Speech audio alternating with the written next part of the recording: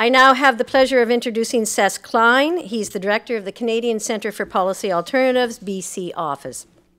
His research deals primarily with welfare policy, poverty, inequality, and economic security.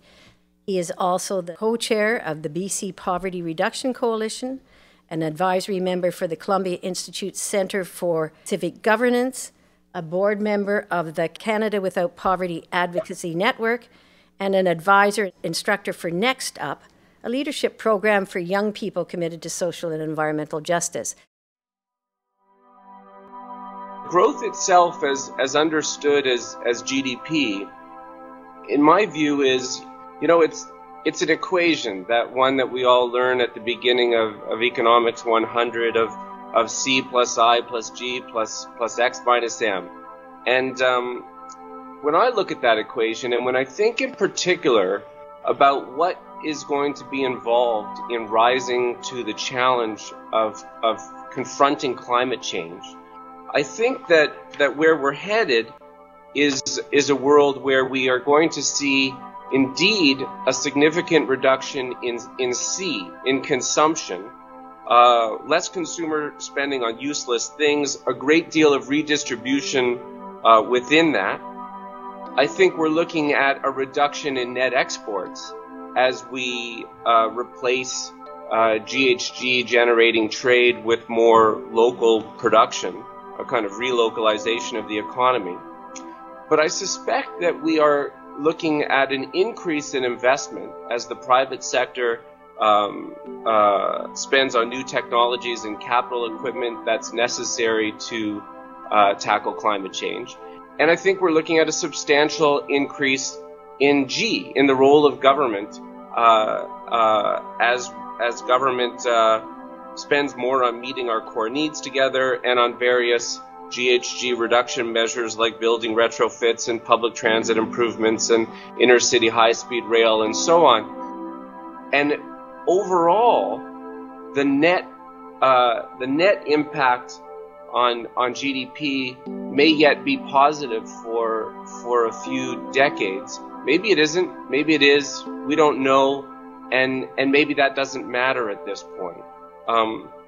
What I think we are envisioning is a major reordering of the component parts of GDP. I think it's about rethinking growth.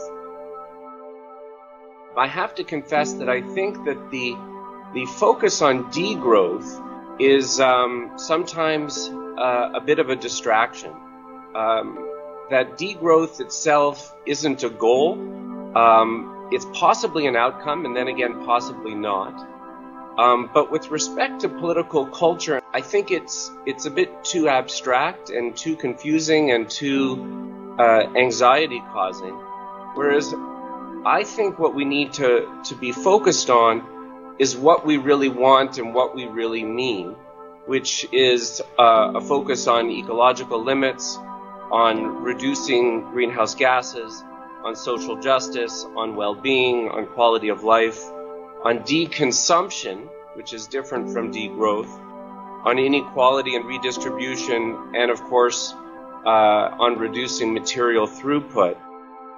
What we cannot sustain is growing inequality with some households spending dramatically more than they need, while others are barely making ends meet.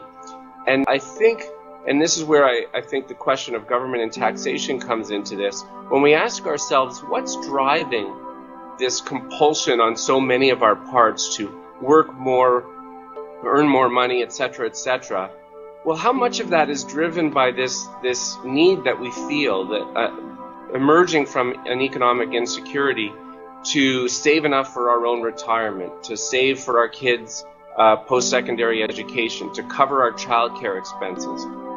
Instead, when those are things that we decide that we're going to do together, we're going to cover each other, we're going to pay together for looking after each other in old age, we're going to pay together for childcare, we're going to pay together for post-secondary education, we liberate ourselves from some of that compulsion to engage in income generation that has little social value.